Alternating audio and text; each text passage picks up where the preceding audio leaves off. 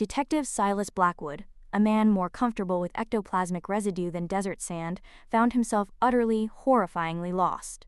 One moment he was chasing a spectral jewel thief through the fog-choked alleyways of New Birmingham, a city perpetually shrouded in a twilight born from industrial grime and occult energies. And the next, he was choking on dust in a landscape the color of dried blood.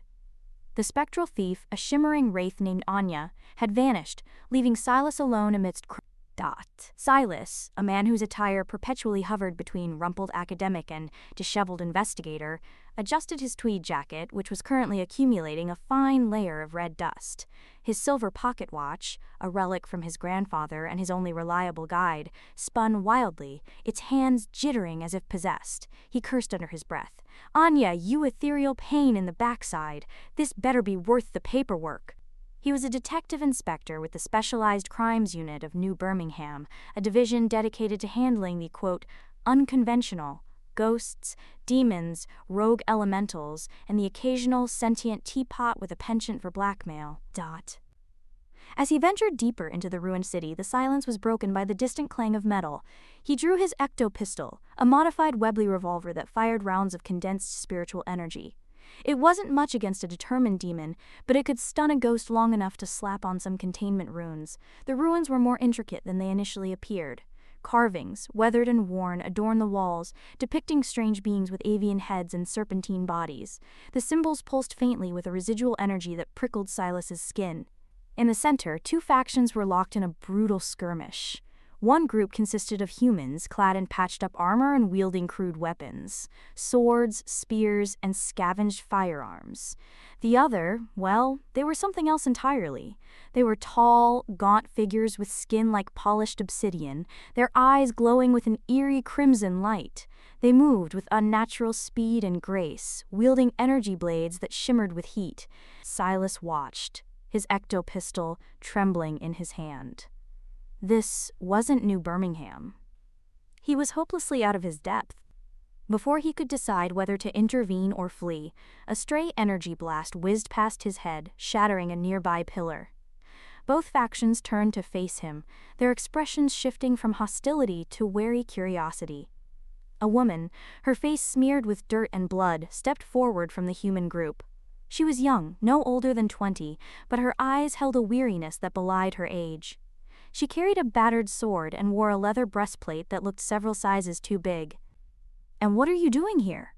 "I'm Silas Blackwood," he replied, lowering his ecto-pistol slightly. "I'm a detective, I was. Following someone, I seem to have gotten a bit lost." The woman raised a skeptical eyebrow. "A detective? In the wastes? Looking for someone?" "That's a new one.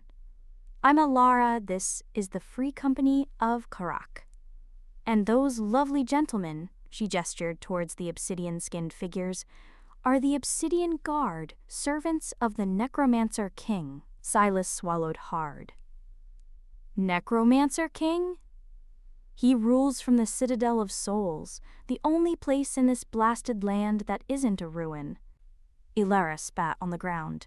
"And you, detective, have just stumbled into the middle of a rebellion." Silas, who preferred chasing incorporeal jewel thieves to battling necromantic overlords, sighed, "Just my luck." Ilara, despite her initial suspicion, saw something in Silas's eyes. A weariness, a certain sharpness, and a flicker of something akin to reluctant competence. She needed every able-bodied person she could get. "Look, detective, I don't know how you got here, and frankly, I don't care. But we're fighting for our survival." Quote. Silas considered his options, which were rapidly dwindling. He was stranded in a war-torn desert, facing a Necromancer King and his obsidian-skinned minions. Fighting alongside the Free Company of Karak seemed marginally less insane than trying to navigate this bizarre reality alone. "All right," he said, adjusting his tweed jacket once more. "I suppose I can lend a hand, but I'm going to need a decent cup of tea first." Alara laughed, a short, sharp sound that surprised Silas. "Tea? In the wastes? You're even stranger than I thought. We'll see what we can find after the battle, that is." The battle was brutal. The Obsidian Guard moved with terrifying efficiency, their energy blades cutting through the Free Company's defenses like butter. Silas, despite his lack of experience in open combat, proved surprisingly effective.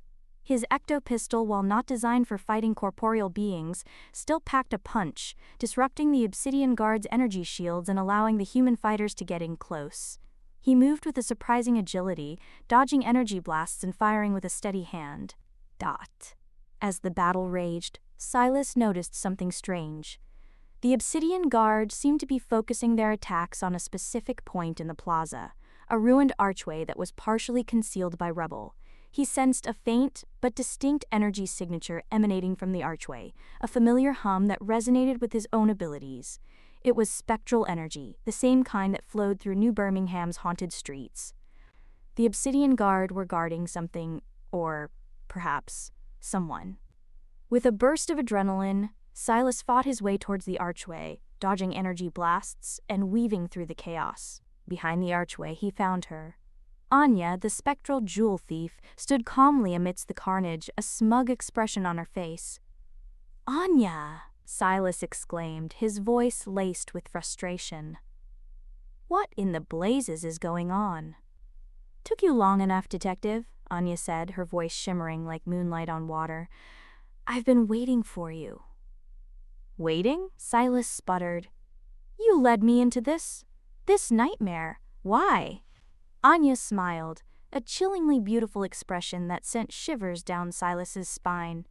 "Because, Detective, you are the key." ... She explained that the Necromancer King wasn't just raising the dead, he was tearing holes in the fabric of reality, drawing power from other dimensions.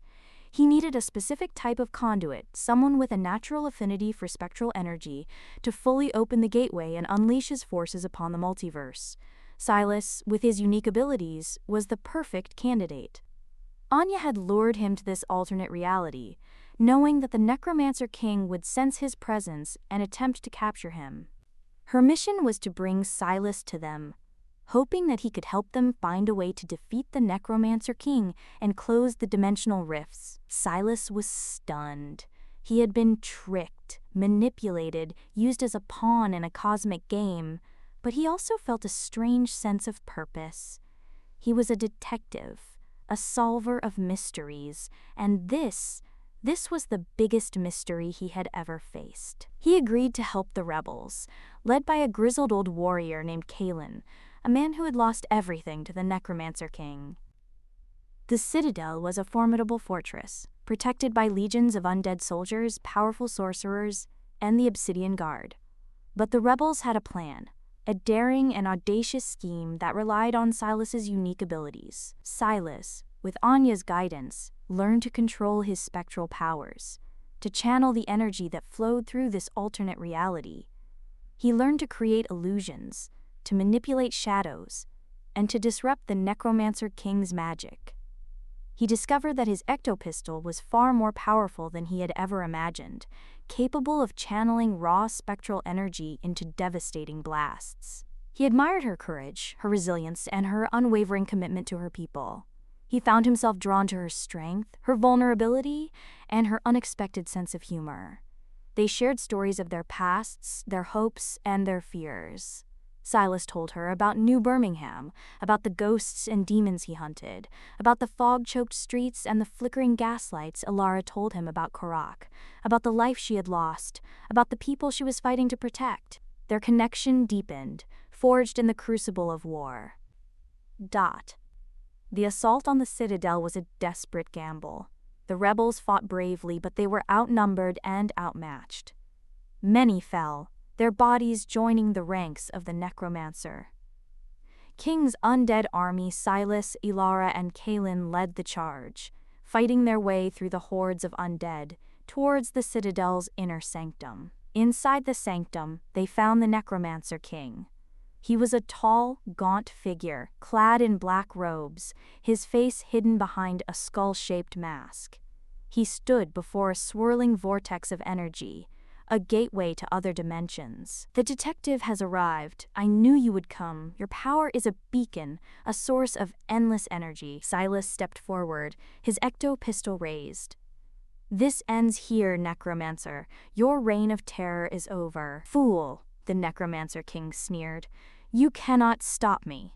I am on the verge of achieving ultimate power. I will conquer the multiverse." The battle was fierce.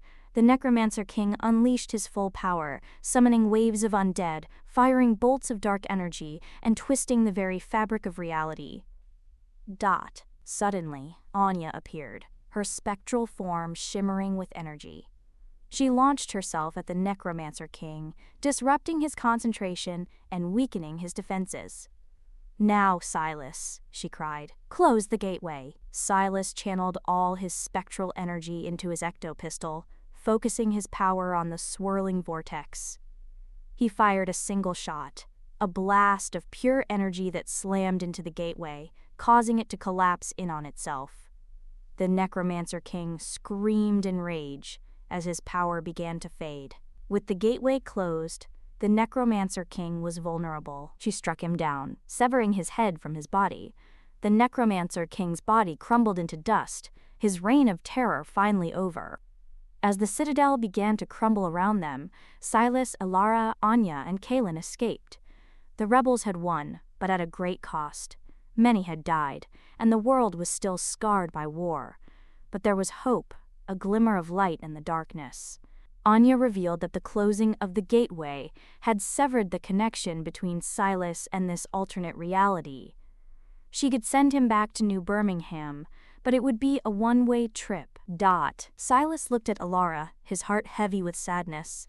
He had found something special in this war-torn desert, a connection that he never expected. But he knew that he belonged in New Birmingham, that his duty was to protect his city from the supernatural threats that lurked in the shadows. He said goodbye to Ilara, promising to never forget her. He thanked Kaelin for his bravery and his leadership. He nodded to Anya, acknowledging her role in this strange and terrifying adventure. Anya opened a portal, a shimmering gateway back to New Birmingham. He found himself back in the fog-choked alleyways of New Birmingham, the familiar smell of industrial grime and occult energy filling his nostrils. He was home. But he was not the same. He had seen things that he could never unsee, experienced things that he could never forget.